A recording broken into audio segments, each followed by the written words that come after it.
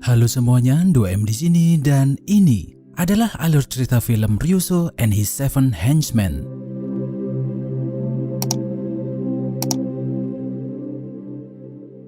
Film ini menceritakan kisah mantan bos Yakuza yang bernama Ryuzo. Sudah lama banget dia pensiun dari dunia gangster yang dijalaninya sejak masih muda. Sekarang Ryuzo menjalani masa tuanya dan tinggal satu rumah bareng anak laki-lakinya, Ryuhei, cucunya Kosuke, dan istrinya yang saya nggak tahu namanya siapa. Ceritanya, Ryuzo ini orangnya masih old school banget. Kemana-mana dia cuman pakai kaos singlet dan mainan pedang tiap pagi sambil teriak-teriak di depan rumah.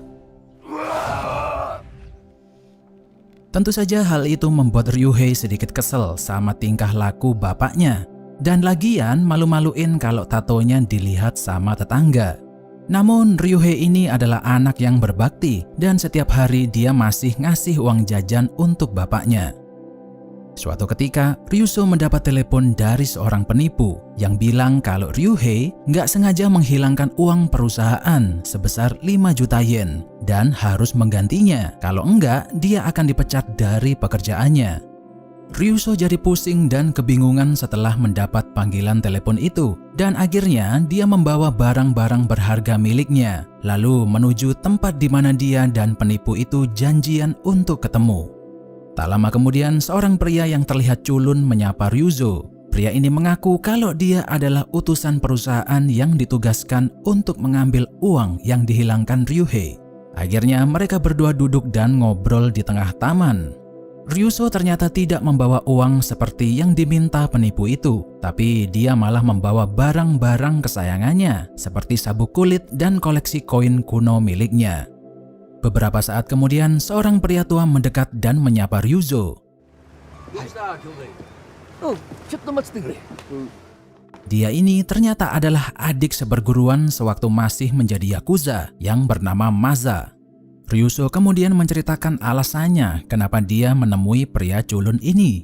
Tentu saja, Maza mencium aroma-aroma penipuan dari pria berkacamata itu dan kemudian ingin menghajarnya. Namun Ryuzo masih belum paham kalau dia ini mau ditipu dan dengan polosnya berniat memotong jarinya sebagai tanda permintaan maaf kepada pria tersebut.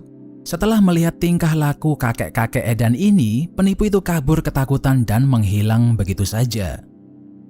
Ryuzo dan Maza menghabiskan malam itu dengan berjalan-jalan ke tengah kota. Mereka nggak sengaja bertemu dengan adik seperguruan lainnya yang bernama Mokichi, sedang digebukin sama segerombolan gangster anak muda.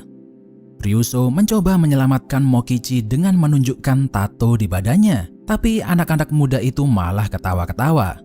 Di momen inilah Ryuzo mulai paham kalau zaman sudah berubah. Orang-orang udah nggak takut lagi sama yang namanya Yakuza. Untungnya mereka dilerai oleh seorang polisi veteran bernama Murakami yang kebetulan lagi patroli di area tersebut. Ternyata Murakami adalah polisi yang sering menangkap Ryuzo sewaktu masih muda dulu. Mereka akhirnya reunian dan ngobrol bareng di dalam sebuah restoran. Dia bercerita kalau anak-anak muda tadi adalah kelompok gangster baru yang bernama Keihin dan meminta Ryuzo untuk tidak bikin onar dengan mereka. Namun Ryuzo masa bodoh dengan omongan Murakami. Dia malah berencana untuk mengundang anggota geng lainnya dan berniat ingin menghidupkan kembali kelompok Yakuzanya seperti dahulu kala. Dia mulai mengirim surat satu persatu kepada mereka semua, berharap ada yang mau datang dan bergabung dengan kelompoknya. Sesudah sampai di rumah sepulang kerja, Ryuhei terkejut karena melihat kawan-kawan ayahnya berkumpul lagi. Tentu saja dia marah dan tidak setuju kalau mereka menemui ayahnya. Dia berpikir kalau sekelompok pria tua bangka ini bakal bikin onar lagi. Ryuzo malu karena dimarahin anaknya di depan anggota geng yang lain dan memutuskan untuk tidak tinggal lagi di rumah itu, kemudian menginap di rumah Maza. Keesokan paginya, satu persatu anggota geng Ryuzo datang. Dimulai dengan Takanori-san yang terkenal suka mengiris leher musuhnya dengan pisau cukur. Dan kayaknya udah nggak sejago dulu karena waktu cukuran sendiri malah mukanya yang terluka. Disusul oleh Hideo-san yang jalan pelan-pelan karena udah uzur dan punya penyakit jantung. Hideo dikenal karena akurasi skill melempar paku yang selalu tepat sasaran. Tak lama kemudian, seorang pria tua yang menggunakan tongkat terlihat mendekat ke arah mereka. Pria itu kemudian mengeluarkan pedang yang tersembunyi di dalam tongkat tersebut dan lalu menunjukkan keahliannya. Yang ternyata cuman pengen ngambil puntung rokok di depannya. Pria tua itu bernama Ichizo, yang dulu pas zaman masih muda, doyan membantai kelompok yakuza lain dengan pedang kesayangannya. Dan yang terakhir, Max-san, pria tua cabul yang selalu dandan mirip rocker era 80-an dan kemana-mana selalu bawa pistol mainan buat nakutin orang. Akhirnya, setelah berkumpul dengan 6 orang lainnya, Ryuzo memulai misinya dengan mendatangi salah satu properti milik kelompok Keihin. Namun, lokasi tersebut nampaknya dijaga oleh anggota geng yang kemudian berniat mengusir Ryuzo dan kawan-kawan. 3 orang anggota Keihin sempat meremehkan sekelompok pria tua di depannya, tapi tanpa basa-basi, Mac mengeluarkan pistolnya dan menembak ke arah mereka. Tentu saja mereka semua terkejut karena pistol Mac ternyata pistol beneran dan akhirnya melarikan diri. 7 orang pria tua itu merayakan kemenangan pertama mereka di dalam restoran. Udah puluhan tahun mereka ini nggak pernah bikin onar. Dan setelah kejadian di siang hari tadi, mereka merasa lebih hidup. Ryuzo bilang kepada mereka semua kalau dia ingin menghidupkan kelompok yakuzanya lagi dan membangun reputasi secara perlahan. Ke-6 orang lainnya setuju dengan rencana Ryuzo dan mereka pun mengadakan tradisi ritual untuk pembukaan kelompok barunya. Keesokan harinya saat lagi santai-santai, ada seorang sales yang mampir masuk ke rumah Masa. Pria tersebut tiba-tiba masuk dan menawarkan barang yang dijualnya. Pada awalnya, pria ini berbasa basi dengan Masa dan memberinya sebuah hadiah filter keran air yang katanya bagus untuk menyaring air di rumahnya. Tapi ujung-ujungnya dia menyuruh Masa untuk membeli futon atau kasur gulung yang dijual perusahaannya. Sales ini lancang banget dan sedikit memaksa supaya mau membeli produk miliknya. Tapi yang dia nggak tahu kalau rumah itu ternyata dipenuhi oleh anggota yakuza. Yang akhirnya meminta dia untuk memberi kasur gulung itu secara cuma-cuma alias gratis. Melihat sekelompok pria tua yang penuh tato, tentu saja sales itu kabur. Dan begitu nyampe di kantor, dia dimarahin bosnya. Ternyata bos sales tersebut adalah ketua geng Keihin yang juga bos dari penipu telepon dan geng anak muda yang pernah berurusan dengan Ryuzo sebelumnya. Sementara itu, Ryuzo dan kawan-kawan mulai menjalankan rencananya perlahan. Dimulai dengan patroli area di sekitar mereka. Di situ, mereka tak sengaja melihat seorang pria yang bernama Tokunaga sedang turun dari mobil mewahnya. Tapi kok berdandan kayak gembel dan tiba-tiba naik kursi roda. Pria itu terlihat menggedor-gedor pintu rumah orang dan menagih sejumlah uang.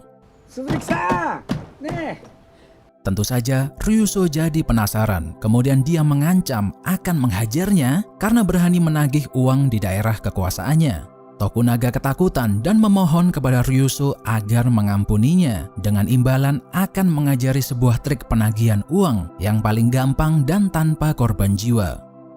Akhirnya, Masa yang menjadi tumbal. Dia didandani mirip gembel dan mencoba menagih hutang kepada seorang wanita dengan cara memelas agar hati wanita itu luluh dan mau membayar hutangnya. Namun ternyata wanita itu lagi kesusahan karena suaminya sedang mengidap penyakit kanker yang sangat parah. Karena kasihan, Ryuzo malah memberi wanita itu uang dan memberinya waktu sampai bulan depan untuk melunasi hutangnya. Dia kemudian menghajar Tokunaga karena telah menyuruhnya menagih uang di wanita yang kesusahan tadi dan menanyakan kelompok geng mana tempat dia bekerja. Ryuzo terkejut setelah tahu kalau Tokunaga ini adalah anggota geng Keihin dan dia memutuskan untuk menemui bosnya langsung. Akhirnya, Ryuzo dan 6 lainnya berhadapan langsung dengan Nishi, ketua geng Keihin yang selama ini bikin onar dengan dia.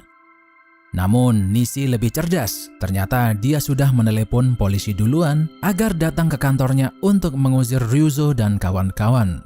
Untungnya yang datang adalah Murakami, polisi tua yang sudah lama dikenal oleh Ryuzo. Dia masih berbaik hati dan membebaskan Ryuzo dengan memberinya peringatan terakhir supaya nggak bikin onar lagi. Tapi Ryuso lagi-lagi tidak mendengarkan peringatan Murakami dan malah melanjutkan patrolinya. Dia nggak sengaja melihat sekelompok orang yang lagi demo di depan kantor sebuah perusahaan. Di situ dia melihat kawan lamanya yang bernama Yasu lagi memimpin demonstrasi tersebut. Ryuso berniat membantu kawan lamanya itu. Jadi dia diam-diam meminjam mobil Ryuhei yang kemudian dipasangi stiker dan pengeras suara di atasnya. Pada awalnya, manajer perusahaan itu masa bodoh dengan para pendemo. Tapi setelah mobil Ryuso datang, dia jadi panik dan takut kalau demo ini bakal jadi tambah heboh. Nah, masalahnya perusahaan yang didemo ini adalah tempat di mana Ryuhei bekerja dan sang manajer menugaskan dia untuk membubarkan demo tersebut. Ryuso kaget bukan main setelah tahu kalau ini adalah kantor anaknya sendiri, dan dia lebih kaget lagi sewaktu melihat Tokunaga sedang berjalan masuk ke dalam gedung perusahaan itu. Ternyata manajer Ryuhei menyewa gangster untuk membubarkan demonstrasi. Karena Ryuzo nggak mau anaknya berurusan dengan gangster, dia kemudian masuk dan mengusir Tokunaga. Dan begitu sampai kembali ke markasnya, dia ditabok sama bosnya karena lagi-lagi berurusan dengan Ryuzo dan kawan-kawan. Karena berhasil membubarkan para pendemo itu tadi, Ryuzo akhirnya mendapat bayaran pertamanya yang digunakan untuk bersenang-senang dengan 7 orang sahabatnya. Di momen inilah mereka bisa menikmati kebersamaan susah dan senang bareng seperti dulu sewaktu masih muda. Sementara itu, Nishi sudah kesel banget karena area kekuasaannya dirusuhin sama sekelompok pria tua tersebut. Dia mempunyai ide untuk menculik cucu perempuan Mokichi, Yuriko, yang kebetulan pacarnya adalah anggota geng Keihin. Namun karena rasa sayang yang luar biasa, pria itu nggak tega untuk menculik Yuriko dan malah mendatangi Mokichi untuk memberitahukan rencana Nishi yang sebenarnya. Tentu saja Mokichi marah dan memutuskan untuk menghabisi Nishi tanpa memberitahu Ryuzo terlebih dahulu. Dia menyamar menjadi tukang pengirim makanan dan bersembunyi di dalam toilet menunggu Nishi masuk ke situ. Namun ternyata Mokichi salah masuk toilet. Yang dia masukin ini adalah toilet perempuan dan tentu saja para cewek yang ada di dalam berteriak ketakutan. Akhirnya dia tertangkap oleh anak buah Nishi dan kemudian digebukin sampai tewas. Ryuzo dan 6 orang lainnya merasa terpukul atas tewasnya satu sahabat mereka. Mereka nggak terima karena kelompok Keihin membunuh Mokichi dan bersumpah akan membalas dendam kepada Nishi. Akhirnya mereka semua bersiap-siap perang dengan kelompok Keihin. Yasu dan Takanori punya ide gila. Mereka berdua berniat mencuri sebuah pesawat yang nanti rencananya mau ditabrakkan ke gedung markas Keihin. Sementara itu, Ryuzo dan 4 orang lainnya bergegas menuju kantor Nishi dengan naik mobil. Tapi entah kenapa dia juga membawa mayat Mokichi bersamanya. Masa terlihat ketakutan karena duduk di samping mayat Mokichi. Yasu dan Takanori berhasil mencuri sebuah pesawat. Namun ketika di dalam perjalanan menuju gedung Keihin, mereka nggak sengaja terbang di atas kapal induk Amerika dan dipaksa harus mendarat secepat mungkin. Sedangkan Ryuzo dan kawan-kawan langsung menyerbu dan mengacak-acak kantor Nishi. Ternyata alasan sebenarnya kenapa Ryuzo membawa mayat Mokichi adalah berniat menggunakannya sebagai tameng, dan idenya terbukti efektif. Mayat Mokichi berhasil menahan tembakan Nishi berulang kali. Ichizo mengeluarkan pedangnya dan menunjukkan skillnya dan sedikit membacok mayat Mokichi tepat di wajahnya. Sedangkan Hideo melempar paku ajaibnya, tapi karena matanya katarak, paku itu malah nancep di kepala mayat Mokichi. Melihat kebrutalan sekelompok pria tua itu, Nishi memilih untuk kabur. Tentu saja Ryuzo mengejar mereka dan dia memutuskan untuk membajak sebuah bis. Kemanapun Nishi pergi, bis itu mengikutinya. Gak peduli walaupun masuk ke gang sempit yang dipenuhi orang lagi jualan, pokoknya sikat terus. Nishi dan anak buahnya mulai panik karena mereka ternyata berada di jalan buntu. Setelah tertabrak, mereka baru mau berhenti dan meminta maaf. Namun, Ryuso bodoh amat dan terus-terusan menghajar mereka semua. Murakami datang dengan membawa sejumlah pasukan polisi. Dia sekarang punya cukup bukti untuk memenjarakan Nishi karena telah membunuh Mokichi. Sedangkan Ryuso dan lainnya juga ditangkap karena sudah bikin onar di jalanan tadi. Namun dia menganggap misinya sukses dan segala kekacauan yang diperbuatnya selama ini sepadan dengan hasilnya. Sekian video 2M kali ini dan terima kasih sudah menonton sampai akhir. Jangan lupa subscribe dan like videonya biar nggak ketinggalan update terbaru dari channel ini.